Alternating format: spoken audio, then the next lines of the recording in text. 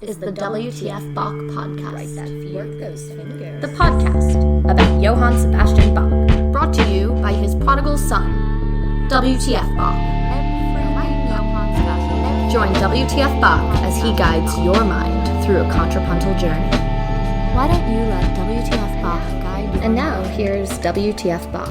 WTF Bach here, dropping you some talk about the Bach who walks the walk and rolls and rocks around the blocks of Leipzig if you turn back your clocks to circa 1723. Look, I want to play something for you that you've probably never heard.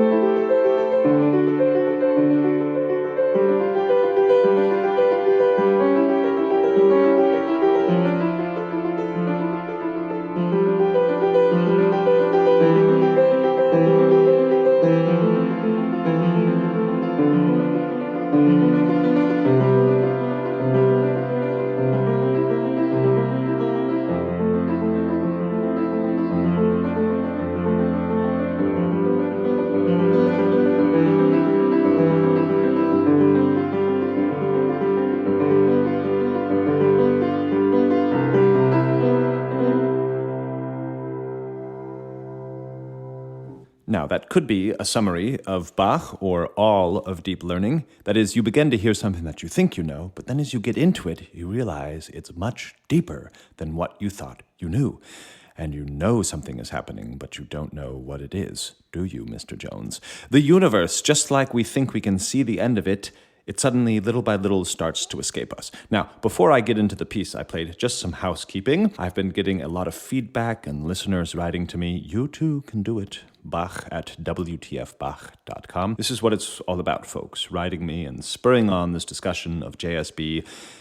Many, maybe even most of the episodes this season have come at your behest with your ideas and questions and thoughts. So a big shout out to my listeners from this past few weeks in Copenhagen, Santiago, where I have never been, and Switzerland. I love hearing from you. Thank you, thank you. It makes me feel like I'm doing more than just speaking into this microphone in this very empty room. Sometimes I dream so much about Johann Sebastian Bach that I wish there were a podcast dedicated entirely to Johann Sebastian Bach. Welcome to the WTF Bach podcast.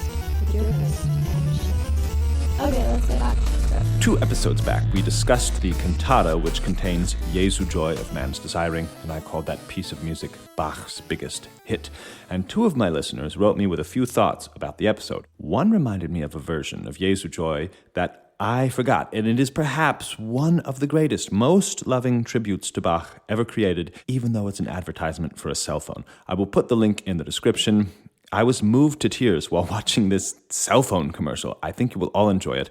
Briefly, a large wooden xylophone was built in a Japanese forest and a wooden ball rolled down it, and the ball drops in time on each of the pitched wooden bars which were laid out so that as the ball rolls along through this forest, it plays Jesu Joy of Man's Desiring. Remarkable work, and I think only the greats inspired this type of care, this type of planning, teamwork to recreate music from so long ago in such a novel and beautiful way.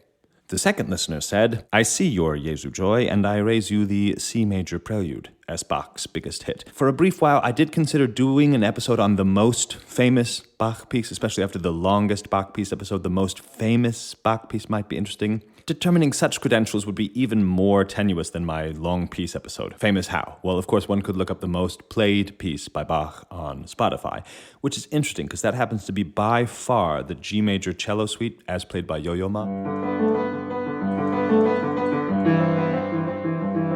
But still, who made Spotify the platform for the most famous? I have a water boiler, after all, that every time the water is ready, it plays. That could easily be more famous than the G major cello suite. But a note about that piece. This is not by Bach. Oh dear. What a Man by Christian Petzold. This was Bach's contemporary, who was praised in Bach's day as one of the most famous organists and one of the most pleasant church composers, but very few of his compositions survive. And clearly his most famous composition is this minuet, which survives through Bach. And I think that is a very telling testament that this famous piece, which was always thought of as by Bach, is Bach's collecting another composer's music. In my interview with Christoph Wolff, he mentions how Bach made transcriptions of Handel, but it isn't known if Handel made transcriptions of Bach. Bach was the great collector, and this piece, which is associated with Bach, isn't even his own music, but is a record of other music that existed. Now imagine that. Imagine being so famous for two things, your own music and the records you kept of other music. And that is why Bach is capital B-A-C-H.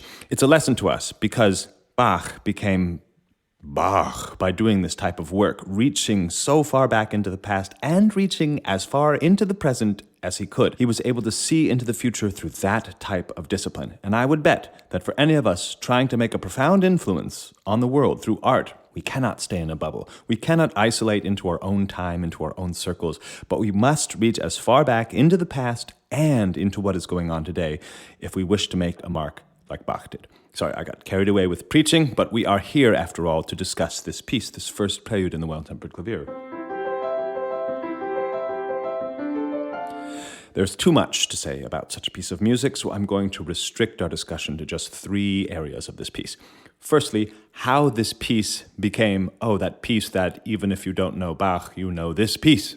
Secondly, the origins and the purpose of such a piece. What would that piece have been doing in Bach's day? What function would such a piece have served? And thirdly, how this piece has inspired people even until today, and how people have made arrangements of this piece even until today. So firstly, let's talk about the fame. How did this piece find its way into contention for not only the most famous Bach piece, but perhaps one of the most famous pieces, the most famous ditties of music of all time? For those of you listening who have seen someone in the subway playing a cello, probably with a backing track, there's the Ave Maria. I'm sure you've been to a wedding and have heard this music, and if you hear these first few bars and are awaiting a cello melody to come over the top of it, it's probably slower.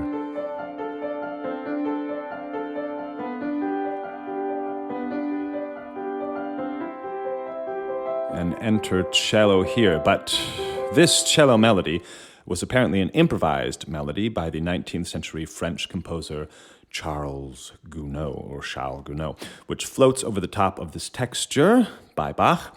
And I will not play the melody for you because if you're like me, once you've heard this melody, you sort of wish you never heard it. It's like hearing words that someone puts to famous music. And now every time you hear that famous music, you hear those silly words. But indeed, this Gounod's version with this cello melody, which is called Ave Maria, is so incredibly famous and could be one of the reasons that this music has been made even more famous. And maybe, if you were into prog rock in the 1970s, there's also Procol Harum's version. Maybe if you're into musicals, there's Don't Cry For Me, Argentina, which apparently also is based on this piece. Okay, fine. But there must be a reason that Gounod and these others used this piece in their own music. I wouldn't be the first to claim that this prelude is no more beautiful than any of the others in this collection to which it belongs. So allow me to be so bold as to claim that this piece of music is famous because it's at the beginning of the book and it's easy to play. We have that feeling of opening up the Bach book, seeing this easy-looking piece, making some music out of it, and then saying, that's not so bad. Maybe I'll play the whole book. Let's turn the page, and then, you have this four-voice fugue staring at you. Now, for me, this was every single Bach book I owned as a kid, even as a young professional. And I wonder if Bach knew this. As the author of great adventures, he writes the most enticing opening chapter of the book, and then you turn the page and what is going on?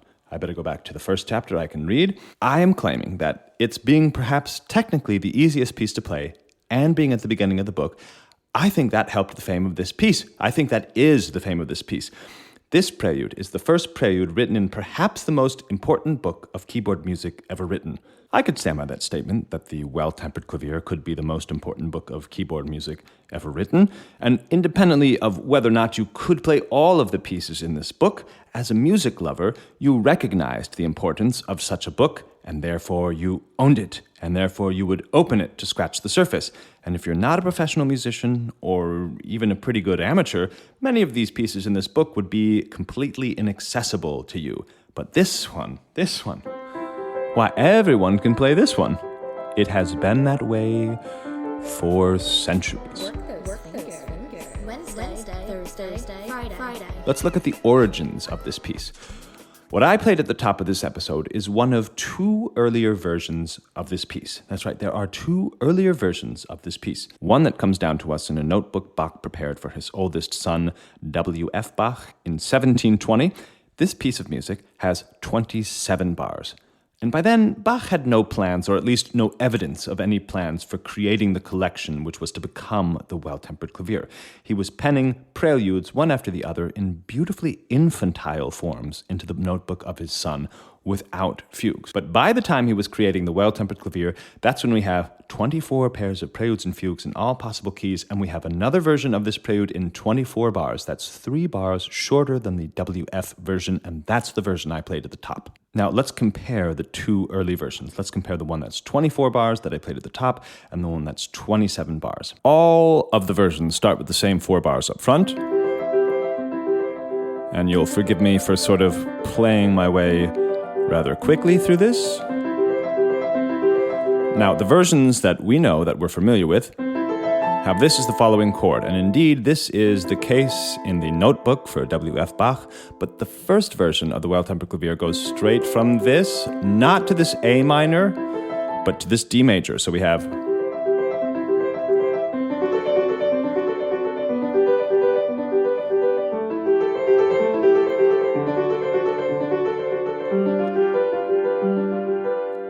Okay, so that's something from the initial version of the Well-Tempered Clavier. In the notebook for WF, it goes to this A minor indeed. And this follows what we know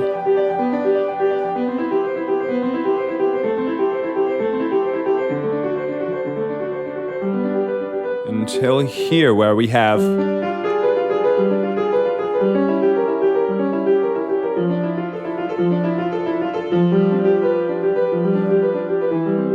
The endings of the two earlier versions do seem to be the same. They are these chords.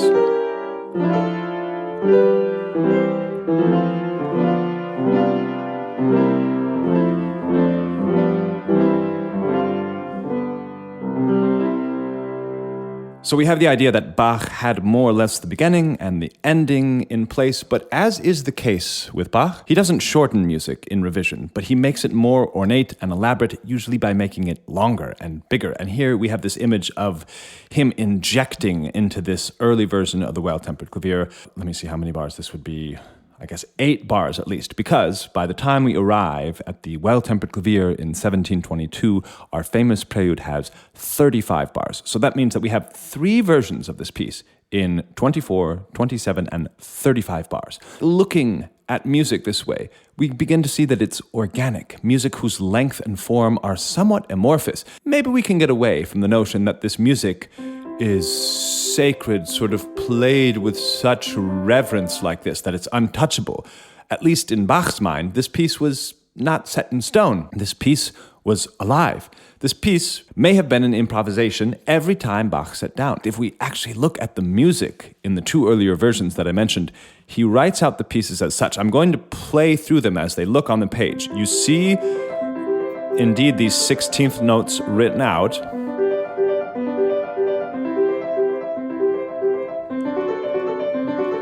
And then he stops writing them out, and he simply writes in half notes. Of course, you don't play this. This is just Bach's being in a hurry, having to write cantatas and change the diapers of 7 children while doing so.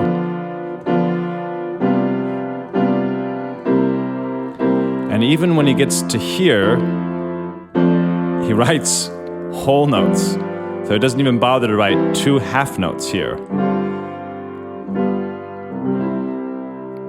Now, there is an interesting measure, so let's discuss it. It's called the ghost measure, or we could refer to it as the lost measure. This is the Schwenke measure, Schwenke.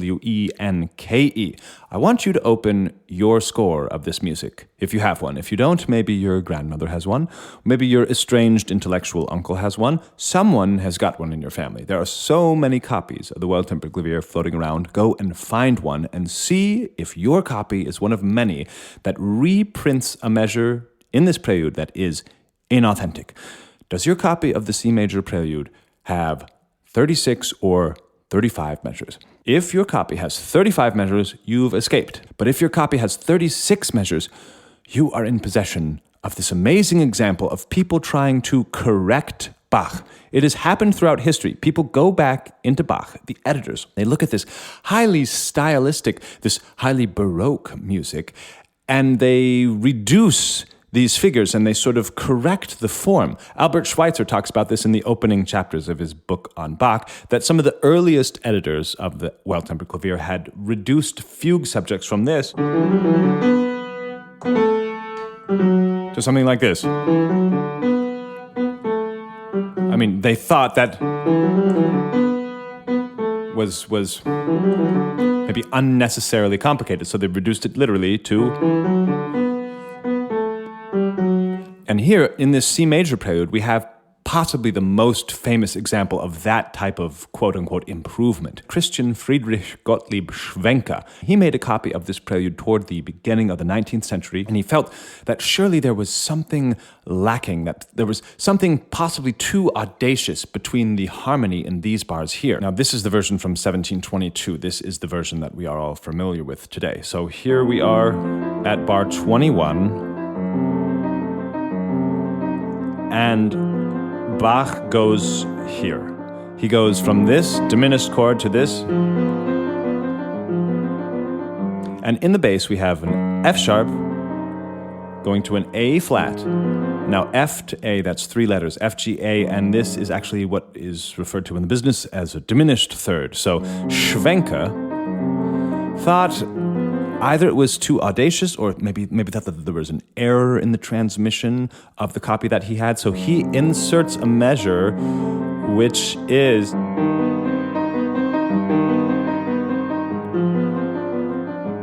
Do you hear how he smoothed it out in his mind, or at least tried to smooth it out from this chord to this chord,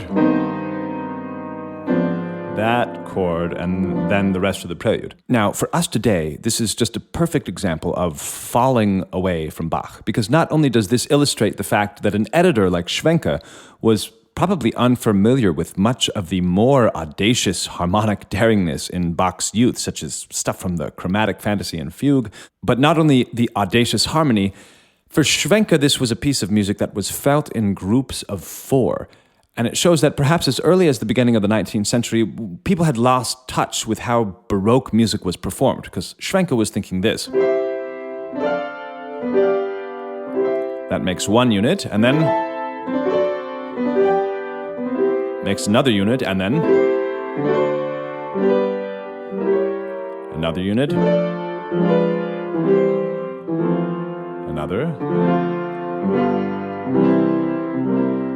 another, and here's this problematic passage. That only has 3, and then it seems to work out if we go to the end in groups of 4.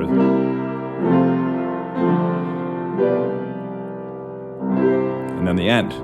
But that's not how Baroque music was felt. No one really in the Baroque era or today would feel this sort of progression happening in 4. So for whatever reason, Schwenke inserted this ghost measure here, which is referred to as the Schwenke measure, of course, and it occurs between bars 22 and 23 of the real edition, we could say the authentic Bach edition. Now, the problem with this is that another editor, Karl Czerny, Czerny, student of Beethoven and teacher of Franz Liszt, that's an important person in music, he was an editor of the Well-Tempered Clavier in 1837, and this edition was one of the most successful editions of this music. It was published by Peters, possibly still to this day, I'm not exactly sure, but he did not know of the inauthenticity of this bar, and thus the Czerny edition, which is so widely available, contained this inauthentic bar. And to make matters worse, that Ave Maria of Gounod that I mentioned at the front, that cello melody is a melody on top of the Schwenke measure. his version of Bach contains the Schwenke measure. But apart from the inauthentic measures and apart from the various versions, I think it's important for us to see that this piece was, in Bach's mind, nothing more than a chord progression. Not that a chord progression is a pejorative, but it's a type of arpeggiated prelude that occurs all throughout Bach's music, and in fact all throughout the Baroque music. There is another example of an arpeggiated prelude from the Well-Tempered Clavier. It's this famous prelude.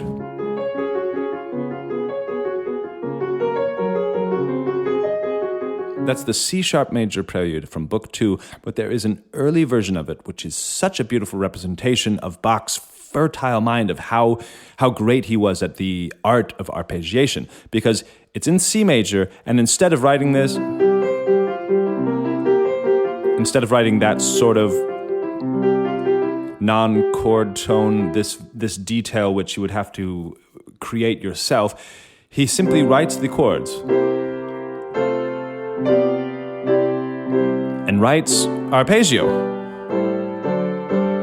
And if this were the only version of this piece that we had, instead of the beautiful version that appears later in the second part of the Well-Tempered Clavier, we might improvise it to something like this.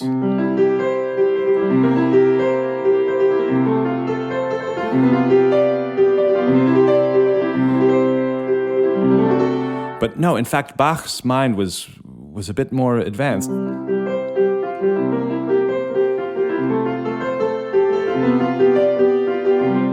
And this, indeed, too, is just one way that Bach thought of turning this basic chord into music. But why? Why would an arpeggiated chord progression be at the beginning of a tome as important as the Well-Tempered Clavier? Well, since the Well-Tempered Clavier is about temperament, I assume that this piece is there to check to see if your harpsichord or clavichord is in tune. I mean, tuning was a big beast. Tuning is the elephant, perhaps the elephant in the room among Bach talk that will one day surely be covered on this podcast. But assuming that we can agree that something that Bach titled the Well-Tempered Clavier was about how to temper, tune your clavier, your keyboard, well. Therefore, it's not difficult to imagine that this little prelude here is the litmus test to see if you've done a good job. I mean, think about this. This historic approach, we suddenly see, okay, the major chord, the minor chord, the seventh chord, the secondary dominant chord, the first accidental in our scale, the major seventh chord. This type of historic approach might lead us to the proper tempo. That way we get away from these, let's call them too reverent versions.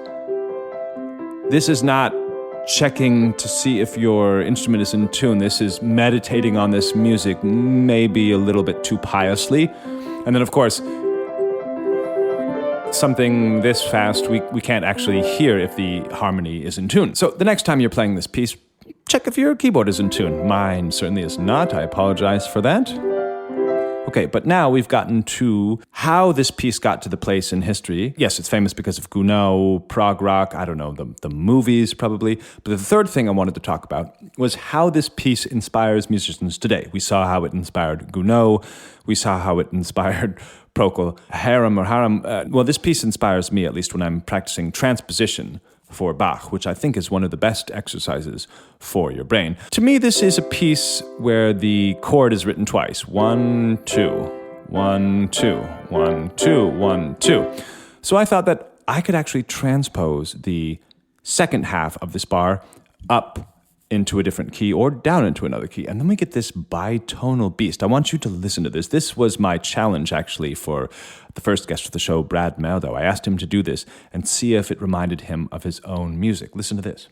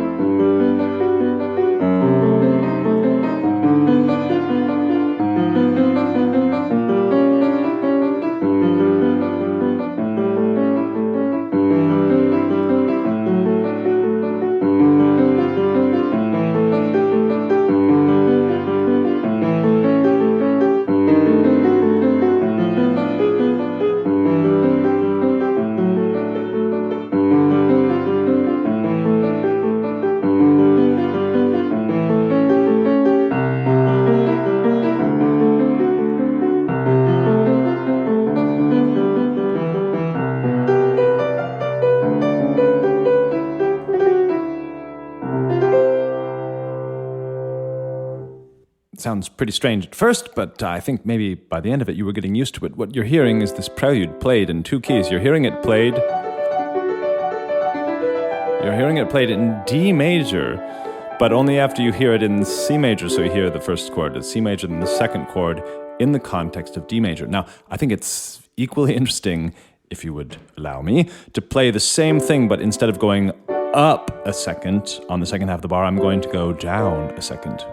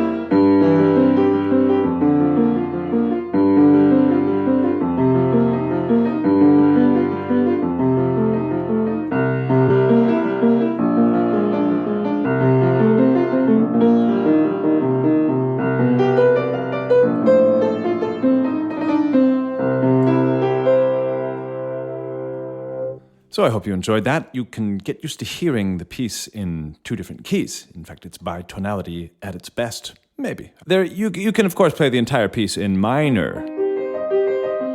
But how would that work? If I were to just play this piece as if C minor were the key signature, it works pretty wonderfully.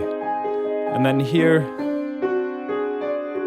you have an F sharp, which is also an F sharp in C minor as well. So this chord could either be this or just ignore the F sharp.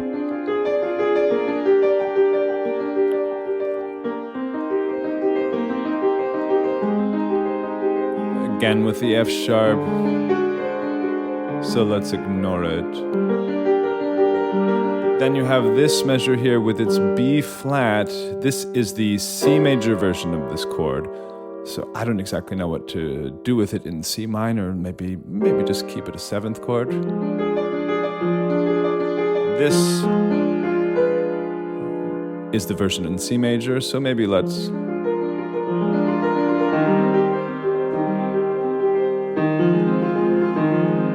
Anyways, you could hear that most of this works pretty beautifully. This sort of resembles the Schwenke measure itself. This diminished, you could leave it half diminished like this, or you could fully diminish it. And then there's this interesting measure, which I don't know how you would change this into minor. Anyways, you can see that it works very well in the minor mode. And almost in an amazing coincidence, as I was preparing for this episode, the composer John K. Stone wrote me that he had just created a version of this prelude written in the minor. Now, he does it a lot more convincingly than I'm doing here, and it's very elegant, and I will put a link to that video in the description. It's very beautiful what he does, and it's a fully fleshed out piece. I asked him, do you know of anyone else who has different versions of this piece? He sent me to the harpsichordist Elaine Comparone, and she plays on the harpsichord in the major mode, starting, I think, on bar 5, something like this. Altering this note here, 1 above.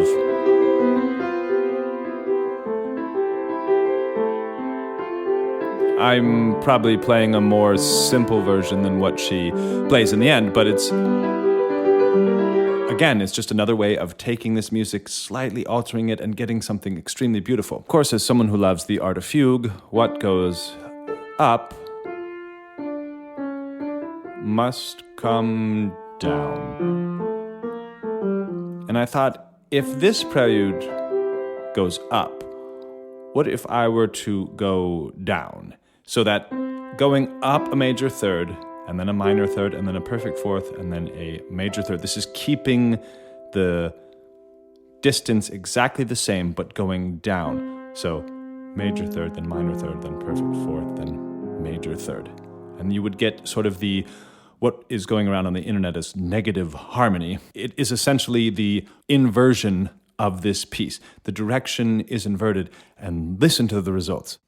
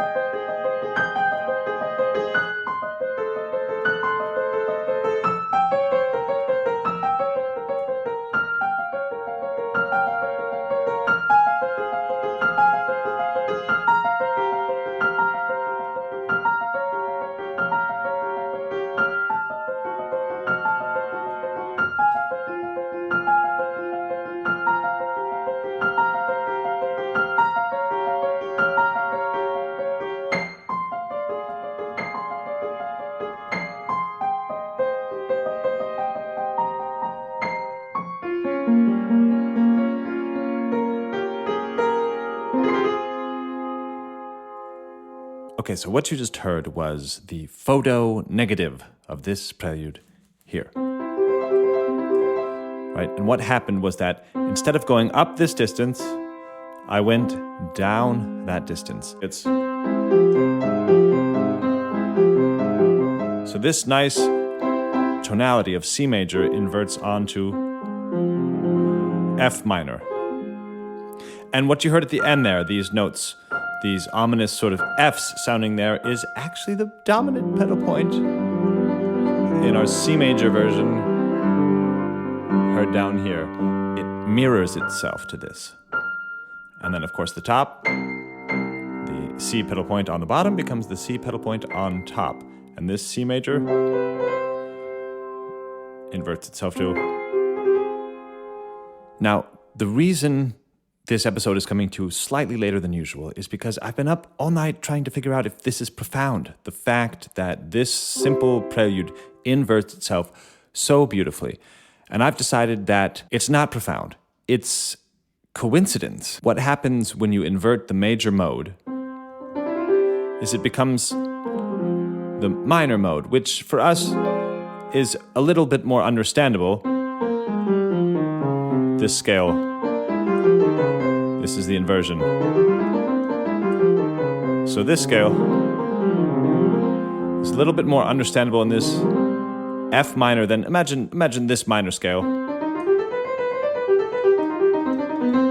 Inverted. That becomes this type of thing, which doesn't make as much sense to our ears as this does.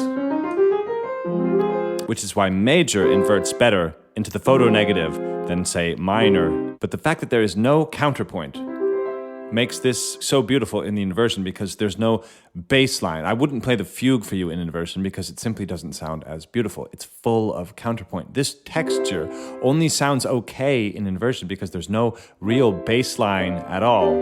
So when you invert it, sort of the structure is still intact. Otherwise, imagine a piece which is firmly grounded in a bass line, And those bass lines being so heavy at the base, they don't do so well at the top when they are inverted. So the building collapses when it's rooted in a bass line. But this, since it's really arpeggios, does well. Another piece, I tested my theory to see if this,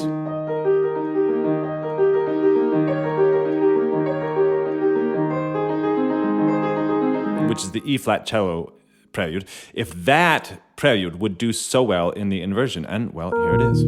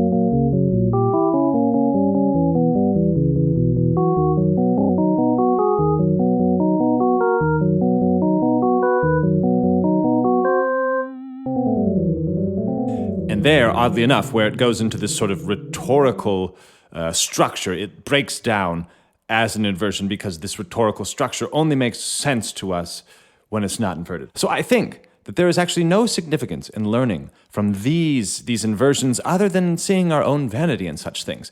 Because with deep art, we are to find such numbers like pi as it's bound to exist in mathematics. And I think that this inversion, this 846 inversion, is a thing like pi or the square root of 2 or something that just exists and you know about it and it's so beautiful in and of itself, but it's really just a consequence of the language which is set up around this thing. I don't really want to become a philosopher on this podcast, so tell me what you think. Is it profound, or does it not matter that this C major prelude inverts into such a beautiful, almost film score-like composition? So here I'm going to play for you this one, which is the C sharp major prelude. You'll hear it in inversion, and you'll hear how it, it sounds okay. And this one, which is the C minor prelude, it will be inverted as well, and you will see how it doesn't quite do so well. And as always, thank you very much for listening. Stay tuned.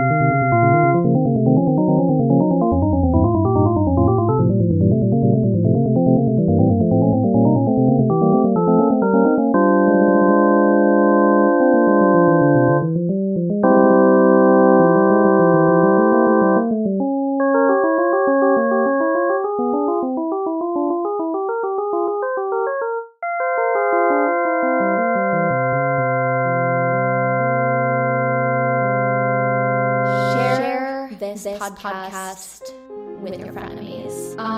Become a patron of WTF Bach. All relevant links to PayPal, Cash App, and Venmo are found in the episode description. Thank you for listening. Thank you for listening. Thank you for listening to the WTF Bach podcast.